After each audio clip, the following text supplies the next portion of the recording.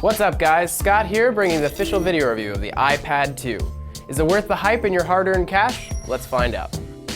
The iPad 2 is superior to the original in every way. It is faster, thinner, lighter, more powerful, and at long last has built-in cameras. The new design is 33% thinner and 15% lighter, sporting sleek tapered edges and Apple's winning unibody aluminum design. At first glance, the design looks pretty similar, but the changes to the size and shape are clear when you sit it alongside the original. The slimmer build makes it easier to hold and store, though it's still a bit hefty for long-term use. It also comes in a white version, which adds some much-needed variety to the line.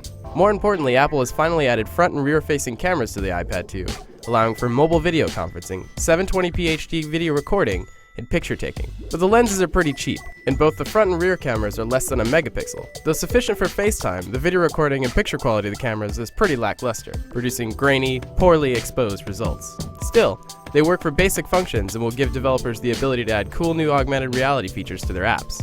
But the real unsung hero of the iPad 2 is its new dual-core A5 processor, which gives the device a massive speed and graphics boost. I ran the new chip through the paces, and it trumped the original iPad in every benchmark.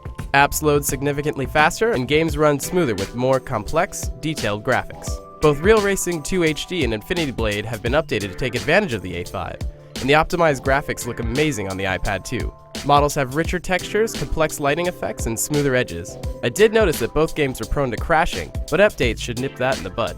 With the added horsepower, battery life definitely becomes a concern, but Apple managed to maintain the 10-hour battery life of the first iPad. I was able to get about 9 to 10.5 hours of battery life for basic web browsing and 9 hours for intense gaming. New apps like GarageBand and iMovie work great on the new iPad 2, making it more of a creation tool than ever before.